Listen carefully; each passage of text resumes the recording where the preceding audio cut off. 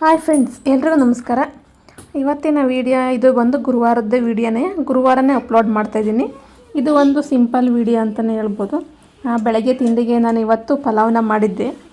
ಪಲಾವ್ನ ನಮ್ಮ ಮನೆಯವರಿಗೆ ಆಫೀಸಿಗೆಲ್ಲ ಬಾಕ್ಸಿಗೆ ಹಾಕ್ಕೊಡ್ತಾ ಇದ್ದೀನಿ. 3 ಜನ ಇದ್ದಾರೆ ಆಫೀಸಲ್ಲಿ, ಹಾಗಾಗಿ 3 ಜನಕ್ಕೂ ಕೂಡ ಬಾಕ್ಸಿಗೆ ಹಾಕ್ಕೊಡ್ತಾಯಿದ್ದೀನಿ. ಪಲಾವ್ ಮಾಡಿದ್ದೆ. ಆ್ಯಕ್ಚುಲಿ ಪಲಾವ್ ಬಂದು ನಾಳೆ ಶುಕ್ರವಾರ ಮಾಡಬೇಕಿತ್ತು, ಗುರುವಾರನೇ ಮಾಡಿಬಿಟ್ಟೆ. ಶುಕ್ರವಾರ ಮಾಡೋದ್ರಿಂದ ಏನಪ್ಪ ಯೂಸು ಅಂದರೆ, ಶುಕ್ರವಾರ ಪೂಜೆ ಎಲ್ಲ ಇರುತ್ತಲ್ಲ, ಅದಕ್ಕೋಸ್ಕರ ಪಲಾವ್ ಮಾಡಿಬಿಟ್ರೆ ಬೇಗ ಕೆಲಸ ಎಲ್ಲ ಮುಗಿದೋಗುತ್ತೆ. ಇಲ್ಲ ಅಂದರೆ ಬೇರೆದೇನಾದರೂ ಚಪಾತಿ, ರೊಟ್ಟಿ, ಈ ಥರ ಪೂರಿ ಈ ಥರ ಮಾಡ್ತಾಯಿದ್ರೆ ಪೂರಿಗೆ ಸಾಗು, ಚಪಾತಿಗೆ ಪಲ್ಯ, ರೊಟ್ಟಿಗೂ ಪಲ್ಯ, ಈ ಥರ ಎರಡೆರಡು ಕೆಲಸ ಆಗುತ್ತೆ. ನಾನು ಮರೆತುಬಿಟ್ಟು ಗುರುವಾರನೇ ಮಾಡಿಬಿಟ್ಟೆ. ಇಲ್ಲ ಅಂದರೆ ನಾಳೆ ಬೇರೆ ಏನಾದರೂ ಮಾಡಬೇಕು. ಇವತ್ತು ಗುರುವಾರ ಆಗಿರೋದ್ರಿಂದ ದೇವ್ರ ಮನೆಯೆಲ್ಲನೂ ಇವತ್ತೇ ನಾನು ಕ್ಲೀನ್ ಮಾಡ್ತೀನಿ. ಏನಕ್ಕೆ ಅಂದರೆ ಶುಕ್ರವಾರ ಮಾಡೋದಕ್ಕಾಗಲ್ಲ.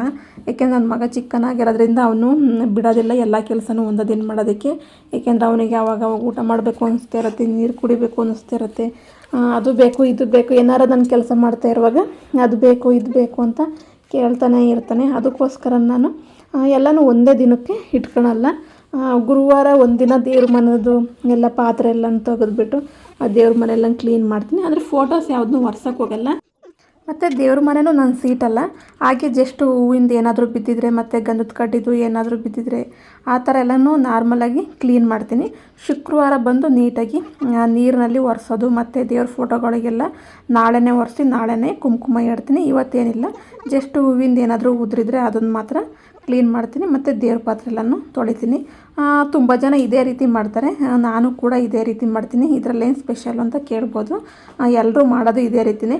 ಕೆಲವರು ಶುಕ್ರವಾರ ಫ್ರೀಯಾಗಿರೋರೆಲ್ಲ ಶುಕ್ರವಾರನೇ ಮಾಡ್ತಾರೆ. ಆವತ್ತೇ ಎಲ್ಲ ದೇವ್ರ ಮನೆಯಲ್ಲೂ ಕ್ಲೀನ್ ಮಾಡೋದು ಮತ್ತು ಆವತ್ತೇ ಪೂಜೆ ಮಾಡೋದು ಎಲ್ಲನೂ ಆವತ್ತೇ ಮಾಡ್ತಾರೆ. ಆದರೆ ನಾನು ಅವತ್ತು ಮಾಡೋಕ್ಕೆ ಹೋಗಲ್ಲ, ನನಗೆ ಯಾಕಂದರೆ ಟೈಮ್ ಸಿಗಲ್ವಲ್ಲ.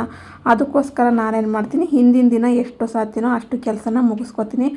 ಶುಕ್ರವಾರ ಬೆಳಗ್ಗೆ ಎದ್ದು ಬೇಗನೆ ತಿಂಡಿ ಮಾಡಿ ಸ್ನಾನ ಎಲ್ಲನೂ ಮಾಡಿ ಪೂಜೆ ಮಾಡೋದಕ್ಕೆ ಸರಿಯಾಗುತ್ತೆ. ಹಾಗೂ ಕೂಡ ನನಗೆ ಬೆಳಗ್ಗೆ ಬೇಗನೆ ಮಾಡೋದಕ್ಕಾಗಲ್ಲ, ಸಂಜೆ ಹಾಗೆ ಬಿಡುತ್ತೆ. ಇವಾಗ ನಾನು ಸಿಂಕಲ್ಲಿ ಎಲ್ಲ ನೀಟಾಗಿ ವಿಮ್ ಜೆಲ್ ಬರುತ್ತಲ್ಲ ಅದನ್ನೆಲ್ಲನೂ ಹಾಕಿ ನೀಟಾಗಿ ತೊಳ್ಕೊತಾ ಇದ್ದೀನಿ.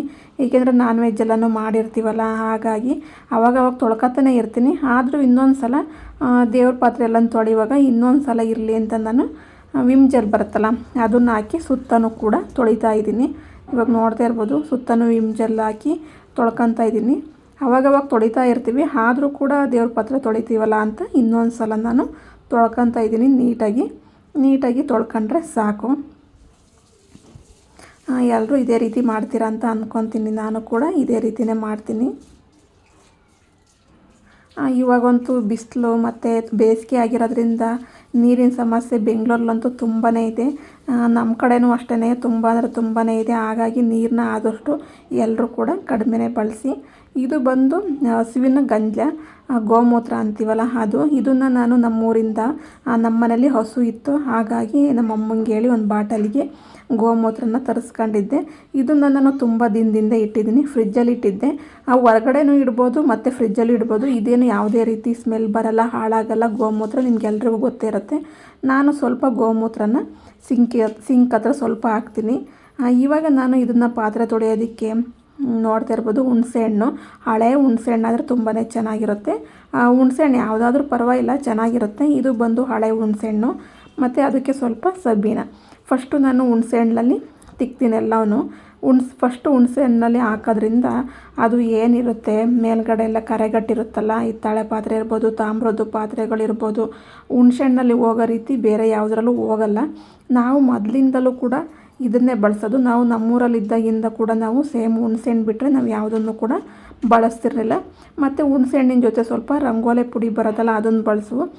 ಇದು ತಾಮ್ರದ್ದು ಮತ್ತು ಈ ತಳೆ ಪಾತ್ರೆ ಬಳಸುವಾಗ ಏನೂ ಆಗಲ್ಲ ರಂಗೋಲೆ. ಆದರೆ ಬೆಳ್ಳಿ ಪಾತ್ರೆಗೆಲ್ಲ ರಂಗೋಲೆನ ಬಳಸಬಾರ್ದು, ಏಕೆಂದರೆ ಸ್ವಲ್ಪ ಡ್ಯಾಮೇಜಸ್ಸು ಕ್ರ್ಯಾಚಸ್ ಬರ್ತವೆ. ಅದಕ್ಕೋಸ್ಕರ ನಾನು ಇಲ್ಲಿ ಬೆಳ್ಳಿ ಪಾತ್ರೆಗೆ ಸ್ವಲ್ಪ ಸಬೀನನ ಬಳಸ್ತಾಯಿದ್ದೀನಿ. ಸಬೀನೂ ಅಷ್ಟೇ ಜಾಸ್ತಿ ಏನು ಬಳಸಲ್ಲ, ಏಕೆಂದರೆ ಬೆಳ್ಳಿದು ಪಾತ್ರೆ ಏನು ಹಾಳಾಗಿರಲ್ವಲ್ಲ, ಹಂಗಾಗಿ ಏನು ಜಾಸ್ತಿ ಏನು ಬೆಳ್ಳಿ ಪಾತ್ರೆಗೆ ಸಬೀನೂ ಬಳಸಲ್ಲ. ಫಸ್ಟು ಇವಾಗ ಹುಣಸೆಹಣ್ಣು ಹಾಕಿ ಎಲ್ಲನೂ ತಿಕ್ತಾಯಿದ್ದೀನಿ. ಆಮೇಲೆ ಇನ್ನೊಂದು ಸಲ ಲಾಸ್ಟಿಗೆ ನಾನು ಸಬೀನದಲ್ಲಿ ತೊಳಿತೀನಿ. ಫಸ್ಟು ಹುಣಸೆಹಣ್ಣು ಹಚ್ಚಿ ಇಟ್ಟಿದ್ರೆ ಅದು ಏನೇ ಕರೆಗಟ್ಟಿದ್ರು ಕೂಡ ತುಂಬ ದಿನ ಹಳೆ ಕರೆಗಟ್ಟಿದ್ರು ಕೂಡ ಅದೆಲ್ಲ ಹೋಗುತ್ತೆ. ಹಚ್ಚಿಬಿಟ್ಟು ಒಂದು 5 ನಿಮಿಷ ಬಿಟ್ಟರೆ ಸಾಕು. ಎಲ್ಲ ಹೋಗುತ್ತೆ. ಇದು ಬಂದು ಲಕ್ಷ್ಮೀದು ಮುಖಬಾವು. ನಾನು ಇದೆಲ್ಲನೂ ಇವಾಗ ರೀಸೆಂಟಾಗಿ ಪರ್ಚೇಸ್ ಮಾಡಿದ್ದು, ಯಾವುದು ಕೂಡ ತುಂಬ ಹಳೆಯದು ಯಾವುದೂ ಇಲ್ಲ. ಇವಾಗ ರೀಸೆಂಟಾಗಿ ಅಂದರೆ ಒಂದು 5 ತಿಂಗಳಾಗಿರ್ಬೋದು ಅಷ್ಟೇ. ದೀಪಗಳು ಬಂದು ಅದು ಬಂದು ನನ್ನ ಮದುವೆಯಲ್ಲಿ ನನ್ನ ಫ್ರೆಂಡ್ ಕೊಟ್ಟಿರೋಂಥದ್ದು. ಮತ್ತು ಇದು 2 ಇವಾಗ ತೊಳಿತಾ ಇದ್ದಿಲ್ಲ, ಲಕ್ಷ್ಮಿ ಮತ್ತು ಗಣೇಶ. ಇದು ಲಕ್ಷ್ಮಿ ನೋಡಿ, ಇದು ಬಂದು ರೀಸೆಂಟಾಗಿ ತಗೊಂಡಿದ್ದು. ಇದು ಗಣೇಶ ಬಂದು ನನ್ನ ಫ್ರೆಂಡು ನನಗೆ ಮದುವೆಯಲ್ಲಿ ಗಿಫ್ಟ್ ಮಾಡಿದ್ದು.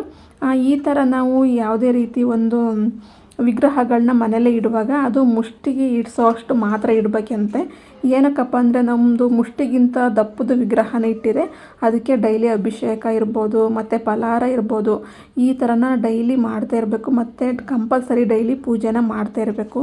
ಇಲ್ಲ ಅಂದರೆ ಅದು ಮನೆಗೆ ಒಳ್ಳೆಯದಲ್ಲ ಅಂತ ಹೇಳ್ತಾರೆ. ಆದರೆ ಮುಷ್ಟಿ ಅಷ್ಟು ಇಟ್ಕೊಂಡ್ರೆ ಸಾಕು, ಮನೇಲೆಲ್ಲ ಪೂಜೆ ಮಾಡುವಾಗ ಮುಷ್ಟಿ ಅಷ್ಟು ವಿಗ್ರಹ ಇದ್ದರೆ ಸಾಕು ಅಂತ ಹೇಳ್ತಾರೆ. ಮನೇಲಿ ಯಾವುದೇ ರೀತಿಯ ದಪ್ಪ ವಿಗ್ರಹಗಳನ್ನ ಇಡಬಾರ್ದು. ಅಂದರೆ ಇಟ್ಟಿದ್ರು ಕೂಡ ಅದಕ್ಕೆ ಕರೆಕ್ಟಾಗಿ ನಿಯಮನ ಪಾಲನೆ ಮಾಡಬೇಕು. ಏನಪ್ಪ ಅಂದರೆ ಅದೇ ಡೈಲಿ ಅಭಿಷೇಕ ಮಾಡೋ ಅಂಥದ್ದು, ಡೈಲಿ ಮತ್ತು ಅದಕ್ಕೆ ಫಲಹಾರ ಮಾಡೋ ಅಂಥದ್ದು ಏನಾದರೂ ಮಾಡ್ತಾನೇ ಇರಬೇಕು. ಅದಕ್ಕೋಸ್ಕರ ನಾನು ನನ್ನ ಫ್ರೆಂಡು ಗಿಫ್ಟ್ ಕೊಟ್ಟಿದ್ರಲ್ಲ, ಅದ್ರ ಜೊತೆ ಒಂದು ಲಕ್ಷ್ಮಿ ಇರಲಿ ಅಂತ ಲಕ್ಷ್ಮಿನ ತೊಗೊಂಡಿದ್ದೆ. ಇದು ನೋಡ್ತಾ ಇದ್ರಲ್ಲ ಪ್ಲೇಟು, ಇದು ಬಂದು ನಮ್ಮ ಮನೆಯವರು ಆಫೀಸವರು ಒಬ್ರದ್ದು ಗೃಹ ಪ್ರವೇಶ ಆಗಿತ್ತು, ಅವ್ರ ಫ್ರೆಂಡ್ದು. ಅವ್ರ ಮನೇಲಿ ಗೃಹ ಪ್ರವೇಶಕ್ಕೆ ಅಂತ ರಿಟರ್ನ್ ಗಿಫ್ಟ್ ಕೊಟ್ಟಿದ್ರು. ನನಗಂತೂ ಇದು ತುಂಬಾ ಇಷ್ಟ ಆಯಿತು. ಇವಾಗೆಲ್ಲ ನೋಡ್ತಾ ಇರ್ಬೋದು, ತುಂಬ ಅಂದರೆ ತುಂಬಾ ಜನ ಪ್ಲಾಸ್ಟಿಕ್ಕು ಬಾಕ್ಸ್ಗಳು ಕೊಡ್ತಾರಲ್ವ, ಇವರು ಬಂದು ಸ್ವಲ್ಪ ಡಿಫ್ರೆಂಟಾಗಿ ಈ ಥರ ಕೊಟ್ಟಿದ್ದಾರೆ. ಅಂದರೆ ಎಲ್ಲರನ್ನೂ ಕೊಡಿ ಅಂತ ಹೇಳೋಕ್ಕಾಗಲ್ಲ, ಏಕೆಂದರೆ ಇದೆಲ್ಲ ಬಂದು ತುಂಬಾ ಕಾಸ್ಟು. ಇದು ಕಡಿಮೆ ಅಂದರೂ 1,500 ಇರ್ಬೋದು ಒಂದು ಪ್ಲೇಟಿಗೆ. 1,000 ಅಂತೂ ಇದ್ದೇ ಇದೆ, ಏಕೆಂದರೆ ಕ್ವಾಲಿಟಿ ಎಲ್ಲ ತುಂಬಾ ಚೆನ್ನಾಗಿದೆ. ಇವಾಗ ನೋಡಿ ನಾನು ತೊಳೆದು ಇಡ್ತಾ ಇದ್ನಲ್ಲ ಎಷ್ಟು ಚೆನ್ನಾಗಿ ಕಾಣಿಸ್ತಾ ಇದೆ ಅಂತ. ನಾನೇನು ಜಾಸ್ತಿ ಏನು ಬಳಸಿಲ್ಲ ಇದಕ್ಕೇನು. ಇದಕ್ಕೆ ಬಂದು ಹುಣಸೆ ಹಣ್ಣು ಮತ್ತು ಸಬೀನನ್ನು ಹಾಕಿದ್ದೀನಿ, ಸಾಕು ಅಷ್ಟೇ. ಅಷ್ಟು ಹಾಕಿ ಪಾತ್ರೆಗಳನ್ನ ತೊಳೆದ್ರೆ ತುಂಬ ಅಂದರೆ ತುಂಬಾ ಚೆನ್ನಾಗಿ ಕಾಣಿಸುತ್ತೆ, ತುಂಬಾ ಶೈನಿಂಗಾಗೂ ಕೂಡ ಕಾಣಿಸುತ್ತೆ. ಇದು ಬಂದು ಕಾಮಾಕ್ಷಿ ದೀಪ ಅಂತ ತೊಗೊಂಡಿದ್ದು ನಾನು, ಆದರೆ ಇದು ಆ್ಯಕ್ಚುಲಿ ಬಂದು ಕಾಮಾಕ್ಷಿ ದೀಪ ಅಲ್ವಂತೆ. ಆ ಕಡೆ ಈ ಕಡೆ ಎಲ್ಲ ಇದ್ದಿದ್ದು ಆನೆಗಳಿರೋದ್ರಿಂದ ಇದು ಬಂದು ಗಜಲಕ್ಷ್ಮಿ ದೀಪ ಅಂತ ಹೇಳ್ತಾರೆ. ಇದನ್ನು ಅಷ್ಟೇ ನಾನು ರೀಸೆಂಟಾಗಿಯೇ ಪರ್ಚೇಸ್ ಮಾಡಿದ್ದು. ತುಂಬ ಜನ ನನಗೆ ಗೊತ್ತಾಗಲಿಲ್ಲ, ಇವಾಗ ತಗೊಂಡ್ಮೇಲೆ ಗೊತ್ತಾಗ್ತೈತೆ. ನಾನು ಅಂಗಡಿನಲ್ಲಿ ಹೋಗಿ ಕಾಮಾಕ್ಷಿ ದೀಪ ಕೊಡಿ ಅಂತಲೇ ಕೇಳಿದೆ. ಅವರು ಇದು ಬಂದು ಮಧ್ಯದಲ್ಲಿ ಲಕ್ಷ್ಮಿ, ಆ ಕಡೆ ಈ ಕಡೆ ಆನೆಗಳಿರ್ತಾವಲ್ಲ, ಇದು ಬಂದು ಗಜಲಕ್ಷ್ಮಿ ದೀಪ ಅಂತೆ. ಹಾಗಾಗಿ ಇದನ್ನು ಕೊಟ್ಟಿದ್ದಾರೆ. ಇನ್ನೇನು ಮಾಡೋದು ಅಂತ ಇಟ್ಕೊಂಡು ಪೂಜೆ ಮಾಡ್ತಾಯಿದ್ದೀನಿ. ಇನ್ನೇನು ವೇಸ್ಟ್ ಮಾಡೋಕ್ಕಾಗಲ್ವಲ್ಲ. ಇದೆಲ್ಲ ಬಂದು ನಾನು ಬೆಳ್ಳಿ ಐಟಮ್ ಎಲ್ಲ ರೀಸೆಂಟಾಗಿ ತೊಗೊಂಡಿದ್ದೆ ಅಂತ ಹೇಳಿದ್ನಲ್ಲ, ಹೌದು. ಇವಾಗ ಒಂದು 5 ಮಂತ್ ಆಯಿತು ತೊಗೊಂಡಷ್ಟೇ. ಮೊದಲು ನನ್ನ ಹತ್ರ ಇದು ಯಾವುದೂ ಇರಲಿಲ್ಲ. ಇವಾಗ ತೊಳಿತಾ ಇರೋ ದೀಪ ಬಂದು ಇದು ಮದುವೆಯಲ್ಲಿ ನನ್ನ ಫ್ರೆಂಡು ಗಿಫ್ಟ್ ಮಾಡಿದರು. ಹಾಗೆ ಚಿಕ್ಕದು ಗಣೇಶನ ತೋರಿಸಿದ್ನಲ್ಲ ಇದನ್ನು ಇದೆರಡೇ ಇತ್ತು ನನ್ನ ಹತ್ರ ಫಸ್ಟು. ಇವಾಗ ಇದು ಕಳಸದ ಚೆಂಬು, ಆಮೇಲೆ ಲಕ್ಷ್ಮೀದು ಮುಖಬಾವು, ಇದೆಲ್ಲನೂ ಇವಾಗ ರೀಸೆಂಟಾಗಿ ತೊಗೊಂಡೆ. ನಿಜವಾಗ್ಲೂ ತಗೋಬೇಕು ಅಂತ ತುಂಬ ದಿನದಿಂದ ಅನಿಸಿತ್ತು, ಆದರೆ ಇವಾಗ ಅದಕ್ಕೆಲ್ಲ ಒಂದು ಟೈಮ್ ಅಂತ ಇರುತ್ತಲ್ವ, ಹಾಗಾಗಿ ಇವಾಗ ಟೈಮ್ ಸಿಕ್ತು. ನೋಡ್ತಾ ಇರ್ಬೋದು ಎಷ್ಟು ಚೆನ್ನಾಗಿದೆ ಅಂತ. ಫ್ರೆಂಡ್ಸ್, ನಾನು ಈ ವಿಡಿಯೋದಲ್ಲಿ ಇನ್ನೊಂದು ವಿಷಯನ ಶೇರ್ ಮಾಡ್ಕೊಳ್ಳೋಣ ಅಂತ ಇದ್ದೀನಿ. ನನ್ನ ಚಾನಲ್ನಲ್ಲಿ ಫ್ರೆಂಡ್ಸ್ ವ್ಯೂವರ್ಸ್ಗಳು ನಿಮ್ಮದು ಬರ್ತಡೇ ಇದ್ದರೆ ಮತ್ತು ವೆಡ್ಡಿಂಗ್ ಆ್ಯನಿವರ್ಸರಿ ಇದ್ದರೆ, ನಿಮ್ಮದಾದರೂ ಆಯಿತು, ನಿಮ್ಮ ಮನೇಲಿ ಯಾರ್ದಾದ್ರೂ ಆಯಿತು, ನಿಮ್ಮ ಫ್ರೆಂಡ್ದಾದ್ರೂ ಆಯಿತು, ಇದ್ದರೆ ನನಗೆ ಮುಂಚಿತವಾಗಲೇ ಕಮೆಂಟ್ ಮಾಡಿ ತಿಳಿಸಿ ಫ್ರೆಂಡ್ಸ್, ಡೇಟು ಯಾವ ಡೇಟು ಅಂತ. ನಾನು ನೆಕ್ಸ್ಟ್ ಬರೋ ಅಂಥ ಡೈಲಿ ಲಾಗ್ಸಲ್ಲಿ ನಿಮ್ಮದು ಬರ್ತಡೇ ಮತ್ತು ವೆಡ್ಡಿಂಗ್ ಆ್ಯನಿವರ್ಸರಿದ ವಿಷಸ್ನ ತಿಳಿಸ್ತೀನಿ. ಈ ಥರ ಮಾಡೋಣ ಅಂತ ಇದ್ದೀನಿ ಫ್ರೆಂಡ್ಸ್. ಆದಷ್ಟು ಯಾರ್ಯಾರು ವ್ಯೂವರ್ಸ್ ನೋಡ್ತಾ ಇರ್ತೀರ, ಪ್ಲೀಸ್ ನನಗೆ ಒಂದು ಕಮೆಂಟ್ ಮಾಡಿ ತಿಳಿಸಿ. ನಾನು ಡೈಲಿ ಬರೋ ಅಂಥ ಡೈಲಿ ಲಾಗ್ಸ್ ಇರ್ಬೋದು, ಇಲ್ಲ ಮಿನಿ ಲಾಗ್ಸ್ ಇರ್ಬೋದು, ಈ ಥರ ಲಾಗ್ಸಲ್ಲಿ ನಿಮ್ಮದು ಏನಿರುತ್ತೆ ವೆಡ್ಡಿಂಗ್ ಆ್ಯನಿವರ್ಸರಿದಿರ್ಬೋದು, ಇಲ್ಲ ಬರ್ತಡೇದಿರ್ಬೋದು, ವಿಷಸ್ನ ತಿಳಿಸ್ತೀನಿ ಫ್ರೆಂಡ್ಸ್. ಓಕೆ ಫ್ರೆಂಡ್ಸ್, ಇವತ್ತು ಬಂದು ಗುರುವಾರದ್ದು ಒಂದು ಲಾಗ್ನ ನಿಮ್ಮ ಹತ್ರ ಶೇರ್ ಮಾಡಿದ್ದೀನಿ.